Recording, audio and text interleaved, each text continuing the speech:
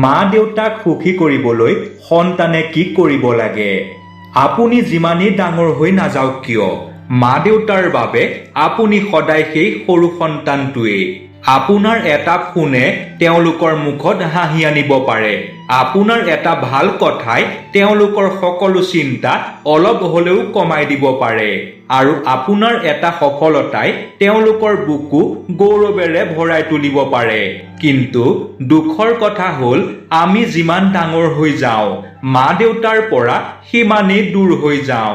আজি অলপ ভাবক, আমি তেওঁলোকক সুখী কৰিবলৈ আচলতে কি কৰিব পাৰোঁ? ১ নম্বৰ, প্ৰথমে তেওঁলোকক সময় দিয়ক। মা দেউতাই আপোনাৰ পৰা সদায় টকা নিবিচাৰে। বহু সময়ত তেওঁলোকক লাগে মাথো আপোনাৰ অলপ সময়। দিনটোত মাত্ৰ ৫-১০ মিনিট তেওঁলোকৰ ওচৰত বহক, কথা পাতক, সোধক, মা আজি কেনেকুৱা আছা? দেউতা আজি দিনটো কেনেকুৱা গ'ল? আপোনাৰ বাবে এইটো সাধাৰণ কথা, কিন্তু তেওঁলোকৰ বাবে এইটোৱে হয়তো দিনটোৰ আটাইতকৈ ভাল সময়। ২ নম্বৰ, তেওঁলোকৰ লগত খঙেৰে কথা নকব।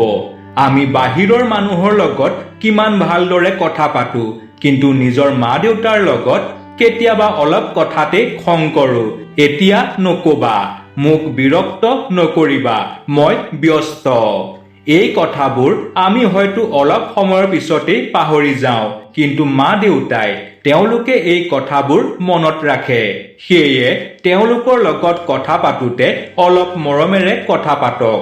কাৰণ মা দেউতাক কষ্ট দিয়াটো সহজ, কিন্তু সেই কষ্টটো আঁতৰোৱা সদায় সহজ নহয়। ৩ নম্বৰ, নিজৰ জীৱনটো ভাল কৰক।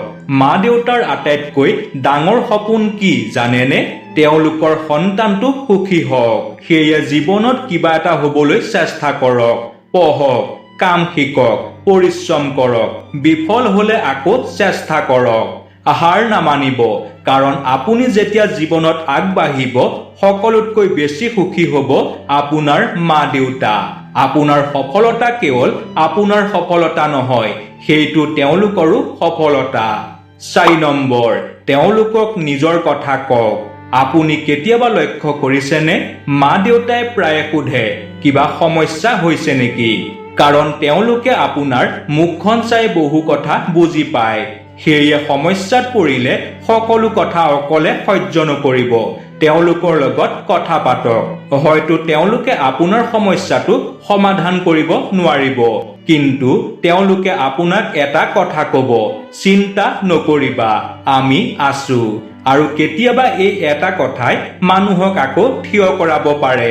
৫ নম্বৰ, তেওঁলোকৰ সৰু সৰু প্ৰয়োজনবোৰ বুজক। মা দেউতাই বহু কথা কেতিয়াও নকয়। নিজৰ বাবে কাপোৰ কিনিব লাগিলেও ক'ব, নালাগে, পিছত ল'ম। কিবা বস্তু লাগিলেও ক'ব, মোৰ একো নালাগে। কাৰণ তেওঁলোকৰ মনত প্ৰথমে থাকে সন্তান। সেয়ে তেওঁলোকে কোৱাৰ অপেক্ষা নকৰিব, নিজেই লক্ষ্য কৰক। কেতিয়াবা তেওঁলোকৰ বাবে এটা কাপোৰ কিনি দিয়ক, এটা প্ৰয়োজনীয় বস্তু আনি দিয়ক। হয়তো তেওঁলোকে ক'ব, ইমান টকা খৰচ কৰাৰ কি প্ৰয়োজন আছিল? কিন্তু মনৰ ভিতৰত তেওঁলোক বহুত সুখী হ'ব। ৬ নম্বৰ, তেওঁলোকক আপোনাৰ বাবে চিন্তা কৰিবলৈ নিদিব। আপুনি ৰাতি দেৰিলৈ বাহিৰত থাকিলে মা হয়তো শুই নাথাকে। আপুনি ফোন নধৰিলে দেউতাই হয়তো বাৰে বাৰে ফোন কৰে। আপুনি ভাবিব পাৰে, ইমান চিন্তা কৰাৰ কি আছে? কিন্তু তেওঁলোকৰ বাবে আপুনি এতিয়াও সেই সৰু সন্তানটোৱে। সেয়ে য'তেই থাকক এটা ফোন কৰি কওক, মই ভালেই আছো, চিন্তা নকৰিবা। এই এটা কথাই তেওঁলোকৰ বহু চিন্তা দূৰ কৰিব পাৰে। ৭ নম্বৰ, তেওঁলোকৰ ত্যাগ কেতিয়াও পাহৰি নাযাব। আপুনি আজি যি, তাৰ পিছত আপোনাৰ নিজৰ পৰিশ্ৰম আছে, কিন্তু তাৰ আগতে মা দেউতাৰ ত্যাগ আছে। আপুনি ভাল স্কুলত পঢ়িবলৈ হয়তো তেওঁলোকে নিজৰ বহু ইচ্ছা বাদ দিছিল। আপুনি নতুন কাপোৰ পিন্ধিবলৈ হয়তো তেওঁলোকে নিজৰ কাপোৰ পিছত কিনিছিল। আপুনি ভালকৈ খাবলৈ হয়তো তেওঁলোকে নিজৰ পচন্দৰ খাদ্য এৰি দিছিল। তেওঁলোকে কেতিয়াও হিচাপ নাৰাখিলে, মই সন্তানৰ বাবে কিমান কৰিলো। সেয়ে আপুনিও হিচাপ নকৰিব, মই মা দেউতাৰ বাবে কিমান কৰিলো। মৰমৰ হিচাপ নাথাকে। ৮ নম্বৰ, তেওঁলোক জীয়াই থাকোঁতেই মৰম দেখুৱাওক। এই কথাটো অলপ কঠিন কিন্তু সত্য। আমি প্ৰায়ে ভাবো এতিয়া সময় আছে, পিছত কথা পাতিম, পিছত তেওঁলোকক ফুৰাবলৈ লৈ যাম, পিছত সকলো কৰিম। কিন্তু জীৱনে পিছত সুযোগ দিবও পাৰে বা নিদিবও পাৰে। সেয়ে মা দেউতা আজি আপোনাৰ লগত আছে যদি আজিয়েই তেওঁলোকক সময় দিয়ক, আজিয়েই তেওঁলোকক সাৱটি ধৰক, আজিয়েই কওক মই তোমালোকক বহুত ভাল পাওঁ। এই কথাটো ক'বলৈ লাজ নকৰিব। এদিন হয়তো আপুনি বহুত টকা উপাৰ্জন কৰিব, এটা ডাঙৰ ঘৰ বনাব, এখন ভাল গাড়ী কিনিব, বহু মানুহে আপোনাক চিনি পাব।